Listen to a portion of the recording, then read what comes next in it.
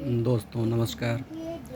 आज हम चर्चा करते हैं अपने देश की स्थिति के बारे में। आप लोग जानते हैं कि हमारा देश बहुत विशाल है।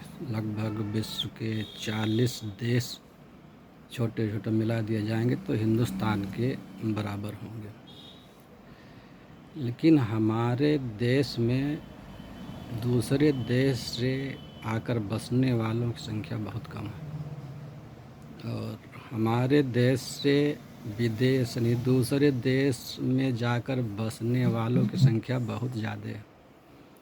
आखिर क्या वजह है कि हमारे देश में दूसरे देश के लोग नहीं आकर बसते हैं और हमारे देश के लोग दूसरे देशों में जाकर और वहाँ बस जाते हैं, फिर अपने यहाँ नहीं आना पसंद करते हैं। और अब नीट का एग्ज़ाम हो गया है, अब देखना रिजल्ट आने वाला है। बहुत से बच्चे हमारे यहाँ से विदेश जाएंगे एमबीबीएस करने।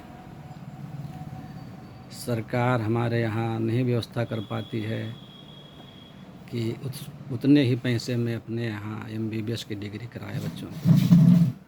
डॉक्टरों की कमी हमारे देश में बहुत ज़्यादा है।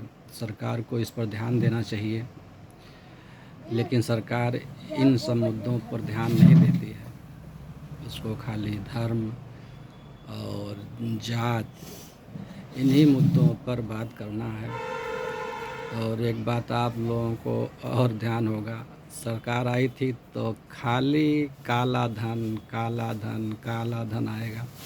अब वो काला धन कहाँ चला गया? किसी के मुंह से सुनते हैं कि हाँ कोई काला धन आएगा, काला धन कहाँ है? अब नेताओं को आप लोग जानते ही हैं कि हाँ किस तरीके से काम कर रहे हैं। अब आज हमने पढ़ा पेपर में कि हमारे यहाँ बांध बना है, 21 करोड़ की लागत से बांध बना है और उसकी मरम्मत में 200 करोड़ रुपया खर्चा हो गया। 21 करोड़ में बांध बना है और 200 करोड़ रुपया उसकी मरम्मत में खर्चा हो गया है और वो बांध अभी भी ठीक नहीं है। हर साल वो बांध टूट जाता है और 20 से 22 करोड़ रुपया हर साल उसकी मरम्मत के लिए आता है, लेकिन वो बांध मजबूत नहीं हो पाता है। हमारे देश के नेताओं की, सरकारों की हालत आप देखिए कि 21 करोड़ का बांध और 200 करोड़ मरम्मत में खर्चा हो गया और बांध आज भी मजबूत नहीं है। तो किस तरीके से सरकार चल रही है, किस तरीके से देश चल रहा है, ये लोग तो आप देख ही रहे हैं।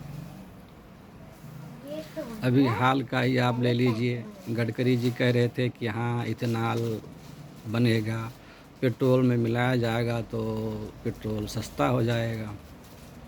अब इथेनॉल मिक्स भी पेट्रोल आ रहा है, लेकिन क्या पेट्रोल का दाम घटा? और पेट्रोल का दाम 100 रुपये के ऊपर हो गया है, 101 रुपये लीटर हो गया। और 20% पेट्रोल में इथेनॉल मिलाया जा रहा है सरकार की तरफ से।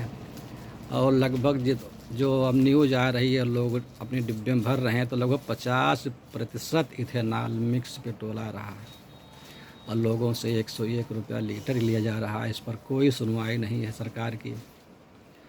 और आप लोग देखते ही हैं कि क्या देश, क्या सरकार कैसे चल रही है। इतनी लूट खसोट यहाँ पर शुरू है, इससे किसी नेता को कोई मतलब नहीं है कि हमारी जनता किस तरीके से रह रही, अपना जीवन यापन कर रही है। पहले सुना होगा कि किसानों की आय 2 गुनी करेंगे, आज किसान एक बोरी यूरिया के लिए दर दर भटक रहा है। अभी बताया कि यूरिया कौन काला बाजारी किसान कर लेगा?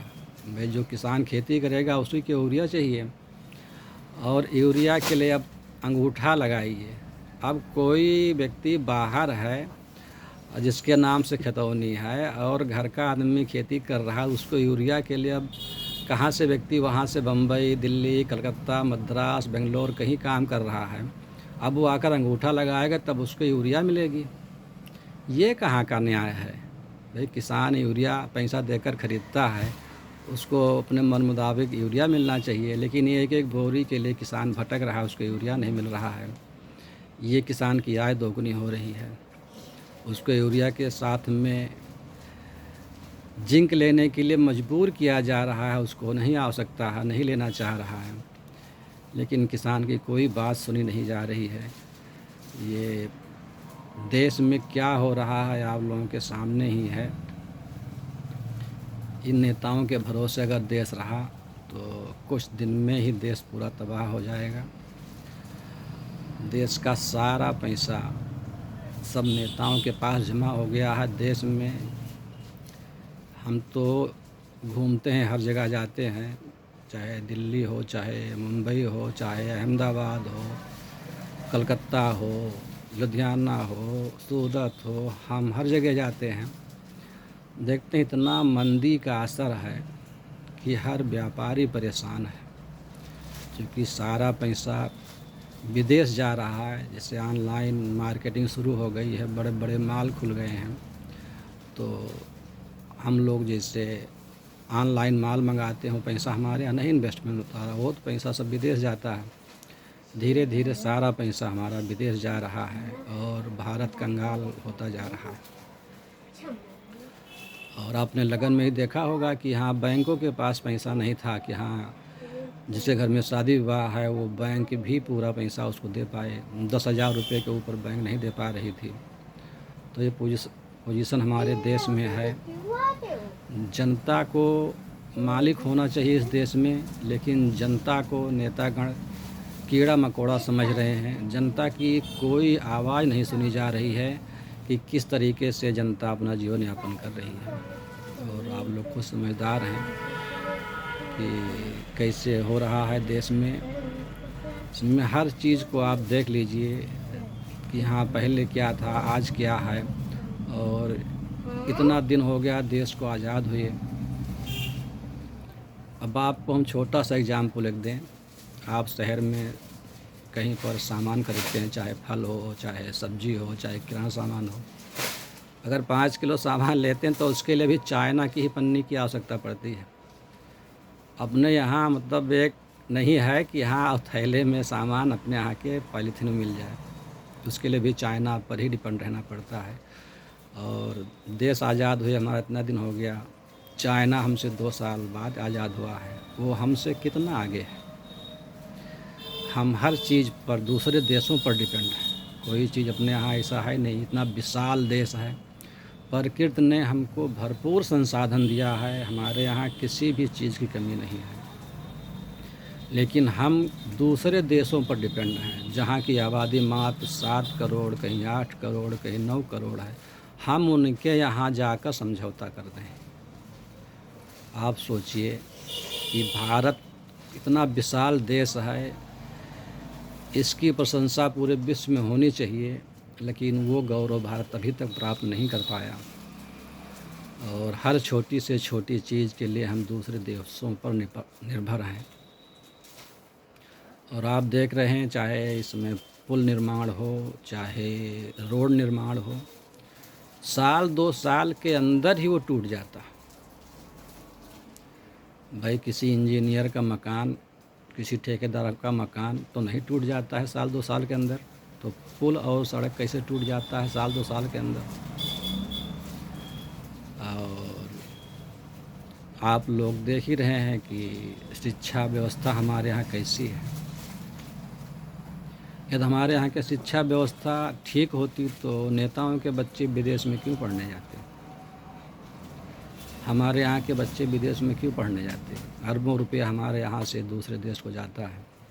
सरकार इस पर ध्यान नहीं दे पा रही है। और ऐसे सब चलता रहा तो आगे बहुत दिक्कतें होंगी। देश की जनता को केवल धर्म और जातियों के आधार पर बांटा जा रहा है। देश की एकता भी कमज़ोर हो रही है। इस पर बहुत ध्यान देने की आवश्यकता है। ये नेतागण अपने स्वार्थ के लिए किसी हद तक जा सकते हैं, मतलब उसका कोई सीमा ही नहीं है कि ये क्या कर सकते हैं। आप चुनाव में देख ही रहे हैं, जो चुनाव में कट्टर दुश्मन होता है, जिसके खिलाफ चुनाव लड़ते हैं, उसी को भी चुनाव अपने साथ में शामिल करते हैं चुनाव में। इतना बड़ा भ्रष्टाचार कैसे समाप्त होगा, ये तो कभी समाप्त ही नहीं होगा।